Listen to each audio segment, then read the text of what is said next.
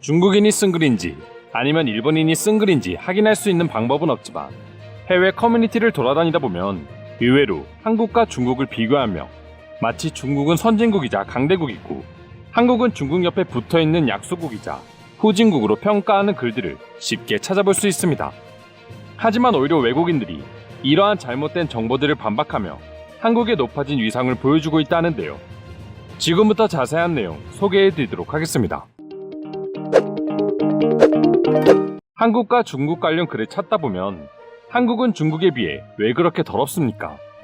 중국이 한국보다 부유한 이유가 무엇입니까?와 같은 글을 쉽게 찾아볼 수 있습니다. 관련 주제에 동조하는 일부 외국인들은 이미 중국은 세계적으로 가장 중요한 국가라고 할 수 있으며 한국은 중국에 포함된 하나의 민족 중 하나일 뿐이다라고 주장하기도 했습니다. 또한 자원과 기술, 그리고 시민의식 등 다양한 분야에서 중국이 한국을 훨씬 앞서고 있으며 앞으로 중국과 한국의 격차는 계속해서 벌어질 수밖에 없을 것이라며 두 나라의 관계를 설명하는 외국인 역시 존재하고 있었습니다.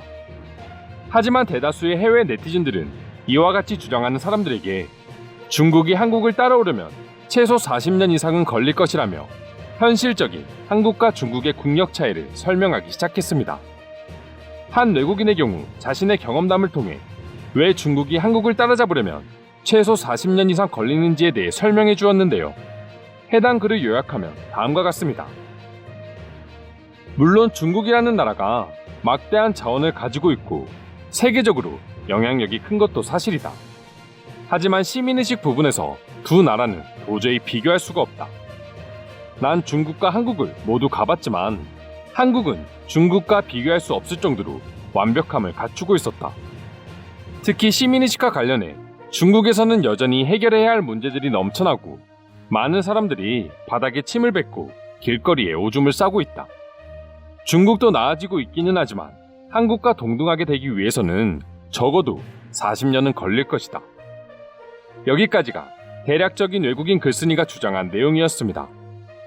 중국은 천연 자원이나 노동력 등 많은 부분에서 분명 장점이 많은 나라고 과거에 비해 엄청난 발전을 하고 있는 것도 사실이지만 국가 발전에 있어 마지막 단계라고 할 수 있는 시민의식적인 부분에서 절대 한국을 따라잡을 수 없다는 내용이었죠. 실제로 많은 전문가들은 아무리 나라가 기술적으로 발전하고 국민들의 소득이 높아지더라도 시민의식이 형성되지 않는다면 절대 그 나라는 선진국이 될 수 없다고 분석하고 있습니다. 이를 가장 대표하는 나라가 중국인 것이죠. 아무리 중국을 싫어하는 사람이라도 중국이 미국 다음으로 세계에서 큰 영향력을 행사하고 있고 앞으로 어마무시한 발전을 이룰 것을 부정하는 사람은 없을 겁니다. 하지만 아무리 중국이 성장해도 중국을 선진국이라고 인정하는 사람은 거의 없는 것처럼 한 나라가 개발도상국에서 선진국이 되기까지는 국민들의 역할이 가장 중요하다고 말할 수 있습니다. 중국인 관광객들이 세계적인 민폐로 인식되고 있는 이유 역시 여기에 포함되고 있습니다. 일명 졸부라고 불릴 만큼 갑작스럽게 큰 돈을 벌어들였지만 그만큼의 시민의식은 성장하지 못했기 때문이죠. 그리고 외국인들이 중국의 모습을 보며 한국을 더욱 대단하게 생각하기도 한다고 합니다. 한국의 경우 오히려 중국보다 더욱 빠른 급성장을 경험했지만 중국과는 대비되게 시민의식 역시 동시에 성장했기 때문입니다. 한국을 무시하거나 한국이라는 나라를 알지도 못했던 서양인들이 점점 한국이라는 나라를 인정하는 이유 역시 결국에는 한국인들의 뛰어난 시민의식이 뒷받침되었기 때문이라고 할 정도로 말이죠. 그렇다 보니 한국이 중국보다 더럽고 못 사는 나라라는 글에 오히려 외국인들이 한국을 칭찬하고 중국과는 비교할 수 없는 선진국이라고 주장하고 있는 것이죠. 이 외에도 중국은 선진국, 한국은 후진국이라는 주제에 대해 해외 네티즌들은 저마다 다양한 반응을 보여주고 있는데요. 지금부터 자세한 내용 소개해드리도록 하겠습니다. 저는 한국과 중국을 방문해 본 적이 없습니다.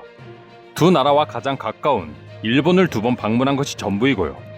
하지만 한국을 방문한 친구와 가족은 한국에서 지내며 단 한 번도 더러운 나라라고 언급한 적이 없었습니다. 반면 중국을 가본 사람들은 단 한 명도 그곳이 깨끗하다고 말한 적이 없었습니다. 한국의 대다수 도시는 쓰레기, 수질, 대기질, 범죄율 등 모든 면에서 중국 도시보다 객관적으로 훌륭합니다. 아마도 당신이 말하는 곳은 한국이 아니라 북한을 말하는 게 아닐까 싶네요. 인도네시아 사람으로서 한국과 중국을 한마디로 비교하자면 한국은 중국보다 태양처럼 밝고 깨끗하며 맑습니다. 한국인들과 달리 중국인들은 공공재에 대한 문화적, 윤리적 규범 자체가 정립되어 있지 않다. 때문에 중국의 도시와 중국인들이 청결하지 못한 것이며 한국의 비교 대상에 중국은 목록에조차 포함될 수 없다. 인천공항과 북경공항만 비교해도 두 나라가 얼마나 차이가 나는지 바로 확인할 수 있어. 양국을 모두 가본 사람이라면 누구나 이런 사실을 알고 있을 거야. 전체적인 부자의 수만 보자면 당연히 인구수가 한국보다 몇십 배는 많은 중국이 많을 수밖에 없습니다. 하지만 대부분의 한국인은 평균적으로 중국인들보다 훨씬 부자라는 걸 알아야 합니다. 두 국가의 1인당 GDP만 비교해보더라도 한국인들이 평균적으로 중국인보다 최소 3배 이상 더 부유하다고 할 수 있어. 소득을 떠나서 한국인은 중국인보다 더 예의 바르고 시민의식이 높다는 게 중요한 요지입니다. 천연자원과 노동 인구에 대해서만 이야기한다면 중국이 한국보다 훨씬 부자일 것이다. 하지만 기술적인 의미로 부자를 논한다면 한국은 중국과 비교할 수 없을 정도로 풍부하다고 말할 수 있다. 과연 내가 죽기 전에 중국인들이 선진 시민의식을 갖추고 세계 어디에서나 예의 바르고 법규를 잘 지키며 행동하는 모습을 볼 수 있을까? 난 절대 그럴 일이 없다고 본다. 여러분들이 크게 착각하고 있는 게 있습니다.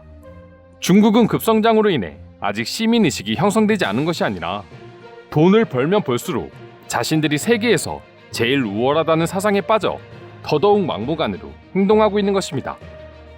중국이 한국처럼 절대 선진국이 될 수 없는 이유이죠. 중국 대륙을 만약 한국이 차지했었다면 지금 세상의 흐름은 모든 것들이 한국을 중심으로 돌아갔을 거야. 반면에 지금의 한국 땅이 중국이었다면 중국은 지금까지 원시인의 삶을 살고 있었을지도 몰라. 의료, 도로 인프라, 대중교통 등 보이는 것만으로 선진국이 될 수는 없습니다. 최고의 국가가 되기 위해서는 국민의 자유, 사생활의 존중, 언론의 자유, 정부를 비난할 권리가 있어야 합니다. 한국이 중국보다 국가적으로 부유할 수밖에 없는 이유입니다. 중국의 겉모습만 보면 충분히 한국보다 훨씬 더 발전한 국가라는 느낌을 받을 수 있습니다. 하지만 겉모습이 모든 걸 말해주고 있는 건 아니라는 걸 이제 전 세계가 알게 되었습니다. 항공우주, 군사, 특정 전자부서 등 중국이 한국을 앞지르고 있지만 대부분의 분야에서 기술적으로 5년에서 10년 정도 한국은 중국을 앞서고 있는 게 현실이다.